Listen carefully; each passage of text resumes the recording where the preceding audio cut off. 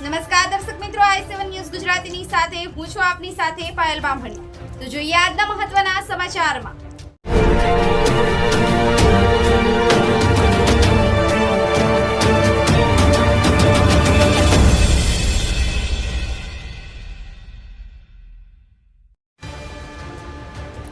ફતેપુરા તાલુકામાં શાળા પ્રવેશોત્સવ કાર્યક્રમને લઈને બાલવાટિકા આંગણવાડી ધોરણ 1ના બાળકોને શાળા પ્રવેશો કરાવ્યો।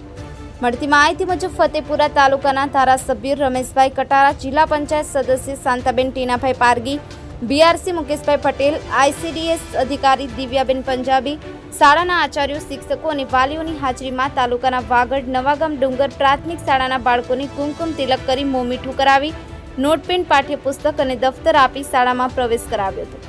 આમ દર વર્ષે જેમ આ વર્ષે પણ શાળા પ્રવેશોત્સવ કન્યા કેળવણીની ઉજવણી માનનીય ધારાસભ્ય શ્રી રમેશભાઈ કટારાના હસ્તે કરવામાં આવી।